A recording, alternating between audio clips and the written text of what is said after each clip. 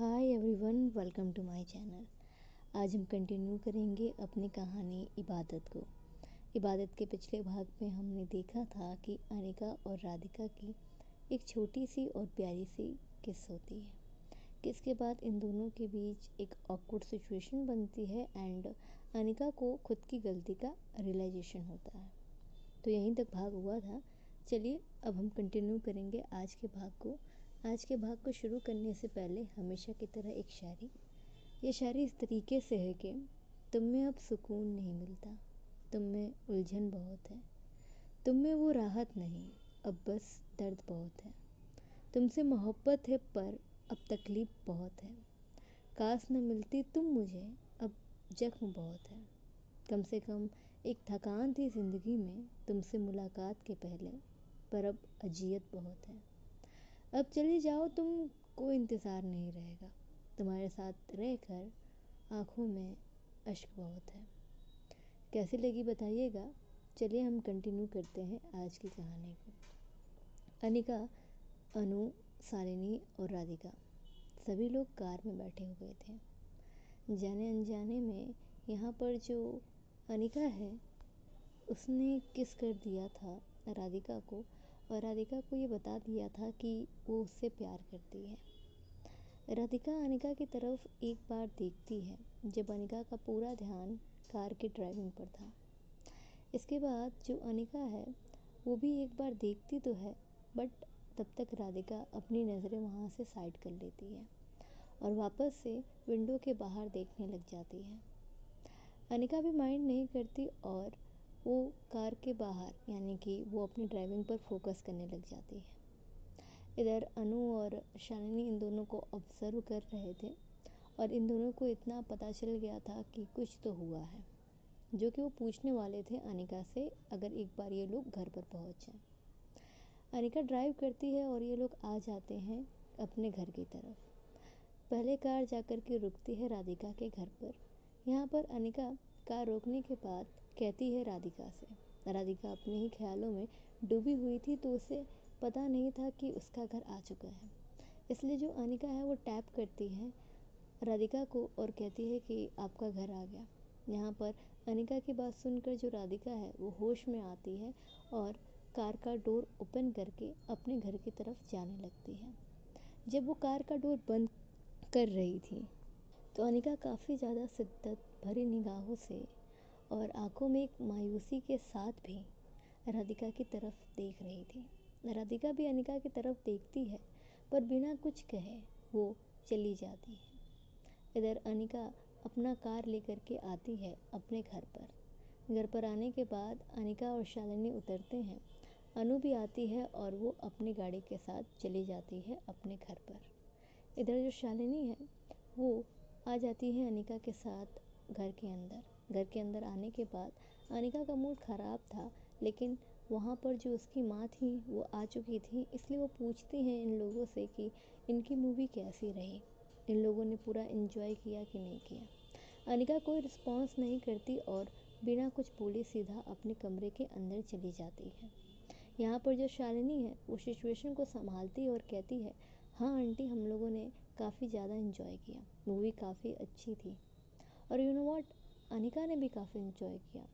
तो जो उसकी माँ है अनिका की वो पूछती हैं कि इसे क्या हुआ। तो जो शालिनी है वो कहती है कि कुछ नहीं, जस्ट हम लोगों ने इसका थोड़ा मजाक बना दिया था, उसकी वजह से इसका मूड थोड़ा डाउन है। यहाँ पर जो अनिका की माँ है वो कहती है अच्छा। यहाँ पर जो शालिनी है वो कहती है सॉरी आंटी, हम लोगों की वजह से अनिका का मूड डाउन मिला आपको।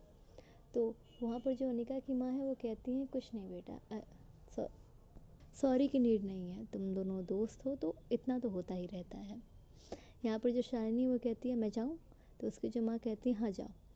यहाँ पर जो शालिनी है वो भी जाती है अनिका के साथ रूम में, यानी अनिका के पीछे पीछे। अनिका पहुँच चुकी थी रूम में। शालिनी रूम में आने के बाद देखती है अनिका का फेस डाउन था और वो बेड पर बैठी हुई थी, कुछ सोच रही थी और थोड़ी थकी हुई भी लग रही थी। यहाँ पर जो शालिनी है वो तुरंत ही आती है अनिका के बगल में और आकर के बैठ जाती है।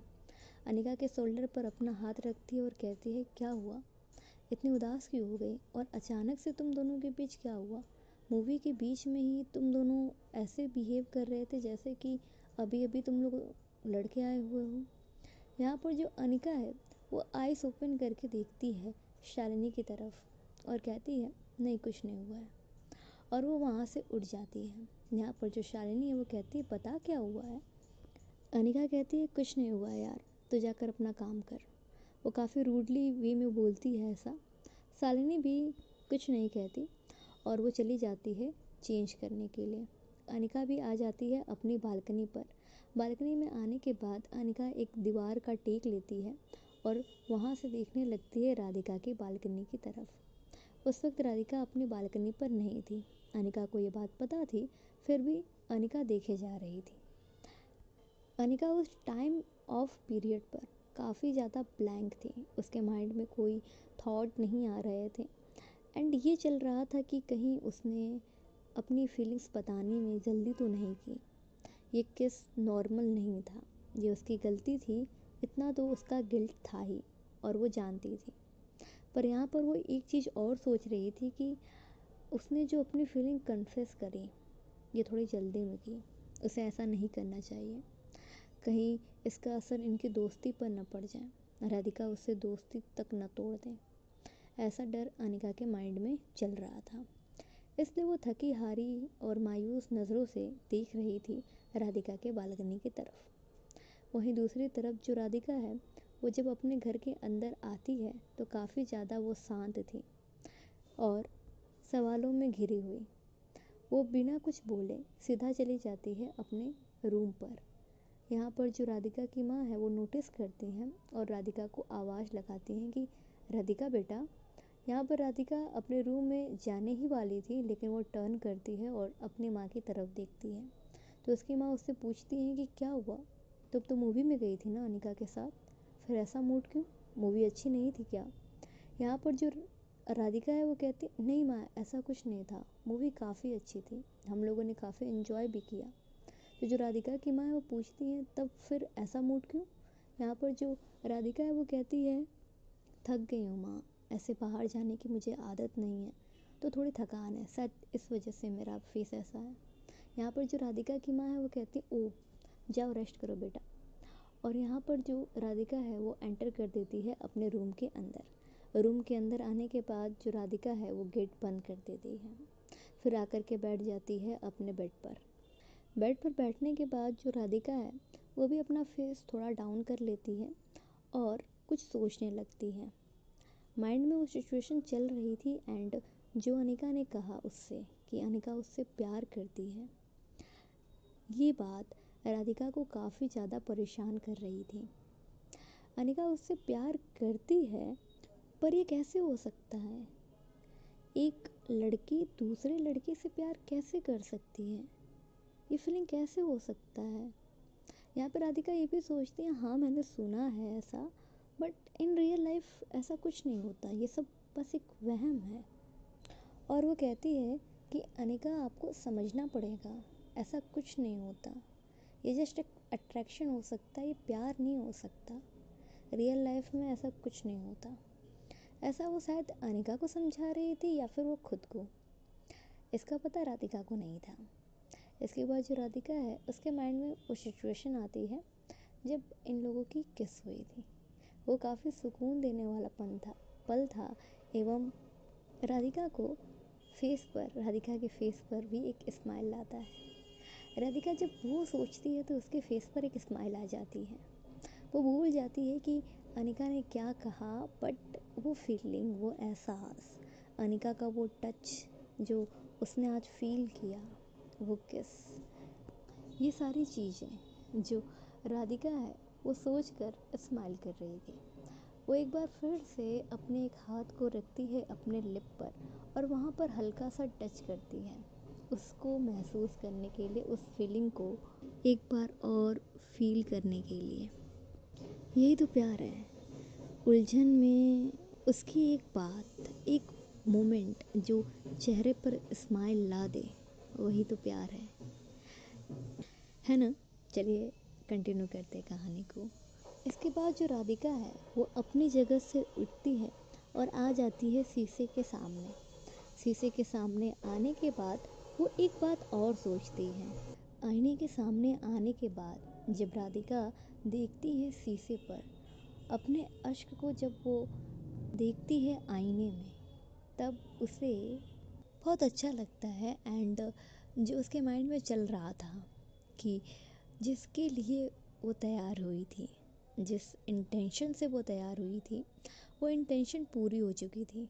यानी अनिका का पूरा ध्यान राधिका पर ही था हमेशा। जितना भी टाइम इन लोगों ने मूवी इंजॉय करने में किया एंड कार ड्राइविंग में भी अनिका का ध्यान जो बार बार राधिका की तरफ जा रहा था, राधिका ये सोच कर भी खुश थी काफ़ी ज़्यादा। राधिका वहाँ से हटती है, जाती है, चेंज करती है। चेंज करने के बाद राधिका हमेशा की तरह अपनी डायरी को उठा लेती है।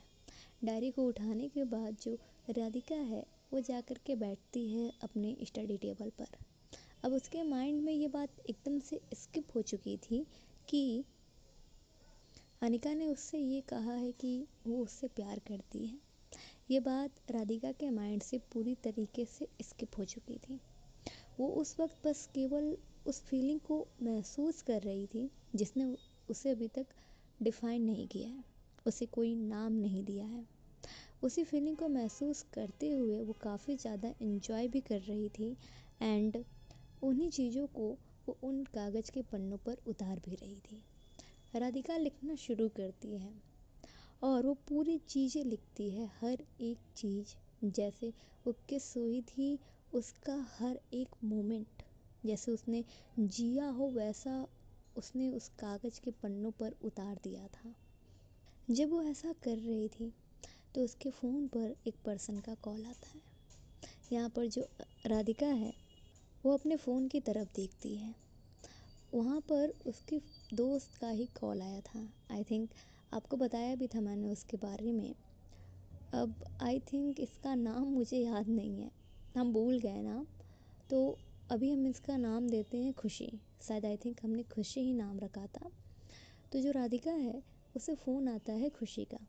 खुशी का नंबर जब वो देखती है तो वो कॉल पिक करती है और अपनी डायरी पर जो वो लिख रही थी उसे साइड कर देती है।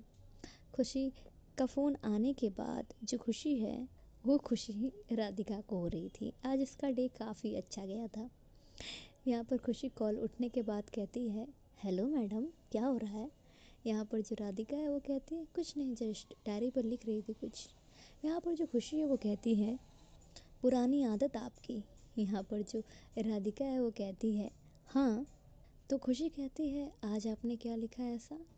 राधिका कहती है, तुम्हें क्यों बताऊँ, वो मेरी डायरी है और मेरी पर्सनल बातें तुमसे क्यों शेयर करूँ? यहाँ पर जो खुशी है वो कहती है, आप इकलौती अपने दोस्त को नहीं बता सकती? यहाँ पर राधिका है वो कहती है, नहीं, मैं नहीं बता सकती, वो मेरी पर्सनल चीज़ है, तुमसे क्यों शेयर करूँ मैं? खुशी कहती है, ठीक है, मत करिए, पर कुछ नई हेडलाइंस बता दीजिए हमें भी, ताकि हमें भी जानने को मिले कि मोहतरमा आपकी लाइफ में ऐसा चल क्या रहा है जो हमसे छुपा हुआ है। और ज़रूरी बात, अगर वो आपका पर्सनल है और बहुत ज़्यादा इम्पॉर्टेंट है तब तो मुझे पक्का जानना है कि ऐसा क्या है वो। यहाँ पर जो राधिका है वो कहती है, नहीं, मैं आपको तो नहीं बताऊंगी। यहाँ पर राधिका है वो कहती है, वैसे क्या हुआ अचानक से, तुमसे आप पर आ गई? खुशी कहती है हंसते हुए, वो मैंने सोचा कि इतनी सीधी सादी लड़की को तुम ना कहते हैं, आप कह के इंट्रोड्यूस कराते हैं। तो जो अनिका है वो राधिका है वो कहती है, नहीं रहने दो, इतनी तमीज़ तुम्हारी ज़ुबान से मुझे बर्दाश्त नहीं होगी, तुम ही कहो। तो जो खुशी है वो कहती है, क्या है यार? यहाँ पर जो राधिका है वो कहती है, हाँ। खुशी कहती है, वैसे बताओ क्या लिखा डायरी में, कुछ हेडलाइंस तो हमें भी जाननी चाहिए। राधिका कहती है, नहीं। खुशी राधिका को थोड़ा फोर्स करती है। तो यहाँ पर जो राधिका है वो कहती है, कुछ खास नहीं, आज मैं गई थी अनिका के साथ मूवी पर, तो उसके बारे में ही लिखा है। खुशी कहती है, वो अनिका? तो यहाँ पे जो राधिका है वो कहती है, हाँ, उसके साथ तुम मूवी पर गई थी? राधिका कहती है, हाँ। खुशी थोड़ा क्यूरियस होकर के पूछती है, तो कैसी रही मूवी, तुमने एंजॉय किया? और अनिका कौन है यार, मुझे उससे मिलना है। यहाँ पर जो राधिका है वो कहती है काफ़ी अच्छी दोस्त है मेरी, हम लोग की काफ़ी बातें भी होती हैं और वो मेरे घर पर अक्सर आया जाया करती है। खुशी कहती नंबर है तुम्हारे पास उसका? यहाँ पर जो राधिका है वो कहती नहीं, मैंने नंबर नहीं लिया है। खुशी कहती है तुम दोनों एक दूसरे को कब से जानते हो? यहाँ पर जो राधिका है वो कहती है काफ़ी दिनों से, काफ़ी मंथ्स हो गए हम लोगों को एक दूसरे को जाने हुए। खुशी कहती है तब तुमने नंबर क्यों नहीं लिया? यहाँ पर जो राधिका है वो कहती है नहीं, मतलब मैंने नहीं लिया, तुमने याद दिला दिया, मैं अगली बार ले लूँगी। खुशी कहती है जल्दी लो, मुझे उस इंसान से बात करनी है। अब वो तुम्हारी दोस्त है तो मेरी भी दोस्त बननी चाहिए ना। और तुमने जितनी उसकी तारीफ़ करी है उसके हिसाब से तो मुझे एकदम क्यूरियोसिटी हो रही है उस पर्सन के जानने के बारे में, उसे देखने के लिए। यहाँ पर जो राधिका है वो कहती है इतना भी क्यूरियस ना हो, उतनी भी अच्छी नहीं है। खुशी कहती है खैर जो भी हो, जल्दी से नंबर लेके मुझे बताना। राधिका कहती है ओके। यहाँ पर जो खुशी है वो कहती है अब ये बताओ डायरी में तुमने लिखा क्या? और वो इतनी पर्सनल बात क्या है, मुझे भी जानना है। इतना वो बहुत ज़्यादा फोर्स करती है तो राधिका थोड़ा बहुत तो बताती है। अब राधिका जब ये बता रही थी तो उसके ज़ुबान से स्लिप हो जाता है वो किस की बात। राधिका बोलते बोलते किस बोल देती है और इतना बोलने के बाद वो अचानक से स्टॉप हो जाती है। राधिका को स्टॉप होते हुए देखकर खुशी कहती है क्या हुआ? और किस? कैसा किस? राधिका कहती है नहीं कुछ नहीं, वो मैंने ऐसे ही बोल दिया। खुशी कहती है नहीं, तुम झूठ बोल रही हो और मैं पक्का कह सकती हूँ कि तुम झूठ बोल रही हो। राधिका कहती है नहीं ऐसा कुछ नहीं है, मैंने कोई झूठ नहीं बोला, वो तो मैंने बस ऐसे ही किस बोल दिया था। खुशी कहती है मेरी कसम खाओ। तो राधिका शांत हो जाती है। खुशी कहती है पकड़ लिया, तुमने झूठ बोला मुझसे अभी। अब क्या चक्कर है, मुझे सही सही साफ साफ बताओ, कैसे किस, कौन से किस और किसके साथ किस? यहाँ पर जो राधिका है वो मरती क्या ना करती, कसम उसे मिल चुकी थी इसलिए वो कहती है वो, एंड वो सारी बात बताती है कि कैसे अनिका ने ये कहा, वो उसके क्लोज आई एंड उन लोगों का ये किस हुआ। खुशी काफ़ी ज़्यादा ध्यान से बिना जज किए हुए राधिका की पूरी बातें सुन रही थी और ये काफ़ी बड़ा चीज़ है। लाइक तुम अपने दोस्तों को बताओ कुछ एंड वो सुने। भले ही राधिका ने अपनी फीलिंग्स नहीं बताई थी बट इन बातों को जो लोग कहना नहीं पसंद करते हैं और अगर उसका जिक्र भी छेड़ो तो लोग जज कर देते हैं या उस पर बात ही ना करना चाहते हैं। बट खुशी बहुत धैर्य के साथ, पूरी फोकस के साथ राधिका की बातें सुन रही थी एंड खुशी ने एक भी बार अनिका को जज नहीं किया था। पूरी बात सुनने के बाद जो खुशी है वो कहती है मुझे लगता है अनिका की फीलिंग गलत नहीं है, ऐसा रियल लाइफ में भी होता है, मैंने काफ़ी कपल्स देखे हैं और अगर तुम्हें बिलीव ना हो तो तुम गूगल पर या यूट्यूब पर देख सकती हो इन कपल्स के बारे में। यहाँ पर जो राधिका है वो कहती है नहीं ऐसा कुछ नहीं होता, ये सब एक वहम है। खुशी कहती है नहीं वहम नहीं है, ये सारी चीज़ें असल में है, जाओ सर्च करो, दुनिया काफ़ी बड़ी है, उसके बारे में इंफॉर्मेशन गेन करो एंड अनिका को कुछ मत कहना, उसकी फीलिंग गलत नहीं है एंड इसका असर अगर तुम कुछ नहीं फील करती हो अनिका को लेकर तो उसे जज मत करना एंड इसका कोई इफ़ेक्ट अपनी दोस्ती पर मत लाने देना, क्योंकि मैंने जितना सुना है उसके हिसाब से अनिका पर्सन गलत नहीं है। तो जो राधिका है वो भी समझती है खुशी की बातों को और कहती है ऐसा कुछ नहीं होगा। इसके बाद इन लोगों की कॉल कट होती है, इधर खुशी के माइंड में बैठ जाता है। चलिए अब हम चलते हैं और आज की कहानी यहीं तक। ये भाग कैसा लगा बताइएगा। राधे राधे।